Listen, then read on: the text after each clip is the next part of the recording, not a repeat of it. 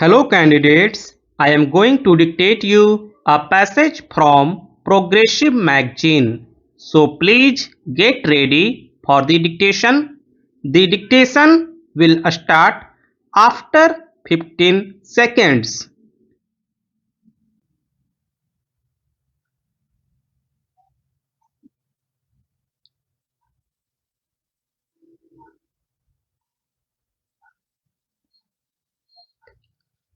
Honorable members of Parliament, I convey my warm greetings on the occasion of 70th anniversary of the adoption of the Constitution of India to all of you and to all our fellow citizens in India and abroad.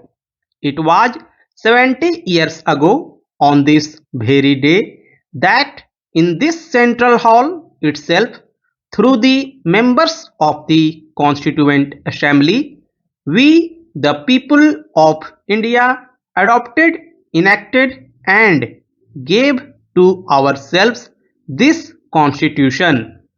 It was in 2015, the 125th birth anniversary year of Baba Saheb Dr. Bhimrao Ambedkar, that the Government of India decided to celebrate November 26 as Constitution Day every year. This is a commendable initiative to reiterate our gratitude to the chief architect of our constitution.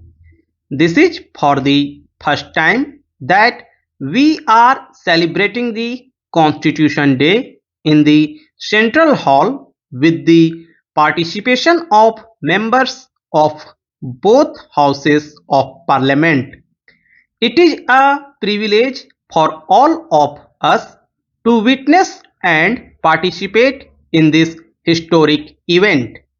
By their sheer wisdom, prudence, foresight, and diligence, the makers of our Constitution prepared a futuristic and vibrant document that reflects our ideals and aspirations on the one hand and protects the future of all Indians on the other. The Constitution of India lies at the foundation of the world's largest democracy. This is the supreme law in the country's democratic framework, and it continuously guides us in our endeavors. The Constitution is also the fountainhead of our democratic system of governance and our guiding light.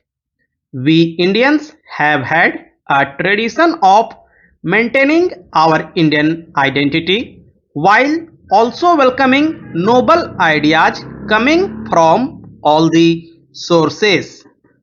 This cultural ethos also finds its reflection in the making of our constitution.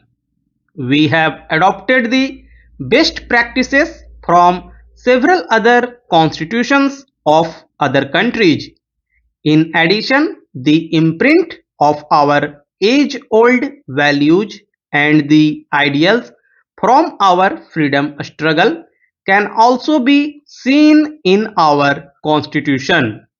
Our constitution is of the people of India, by the people of India, and for the people of India.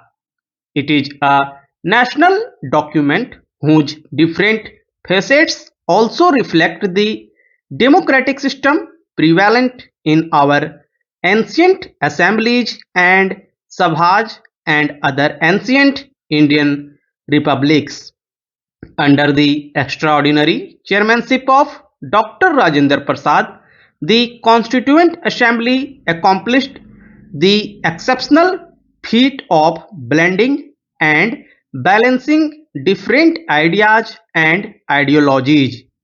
The drafting committee under the chairmanship of Dr. Bhimrao Ambedkar displayed unparalleled prudence, honesty, grit, and diligence. Our democracy finds its place in our constitution to ensure that the constitution remains relevant over time. The makers of the constitution also incorporated provisions allowing future generations to make necessary amendments as may be deemed necessary. Indian democracy is duly regarded and respected all over the world. This year, the people of India participated in the 17th general election and accomplished the largest democratic exercise in the world. Over 610 million people cast their vote in this election. The participation of women voters was almost equal to that of men. The election of 78 women members to 17th Lok Sabha, being the highest number of women members ever elected to this house, is a glorious achievement for our democracy. Today, all the members of the Standing Committee of Parliament on Empowerment of Women are women. This signifies an important social and political change reflective of a bright future. The people of our country deserve to be complimented for the value and respect that the Indian Constitution has earned over the last 70 years. Likewise, the three organs of the union and state governments, that is the legislature, the executive, and the judiciary, deserve to be complimented for the same, strengthening the relationship and synergy between the union and states. Our journey towards cooperative federalism is a living example of the dynamism of our constitution. While delivering his last speech in the Constituent Assembly on November 25, 1949, Dr. Ambedkar had said that the success of the constitution would depend upon the conduct of the people of India and the political parties. The illustrious makers of our constitution had, with complete devotion and honesty, thought to serve and work consciously while remaining free from fear or favor, affection or ill will and bias.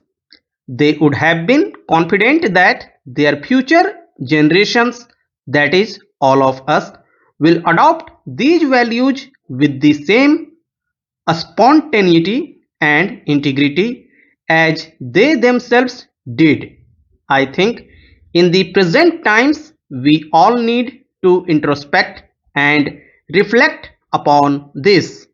Honorable members of Parliament, in one of his speeches to the Constituent Assembly, Dr. Ambedkar, while underlining the importance of constitutional morality, emphasized that the essence of constitutional morality was to regard the Constitution as supreme and to follow the constitutionally mandated procedures regardless of any ideological differences. All the three organs of the state, persons gracing the constitutional posts, members of the civil society, and common citizens of India are expected to abide by constitutional morality. According to our constitution, it is the duty of every citizen to abide by the constitution and respect its ideals and institutions.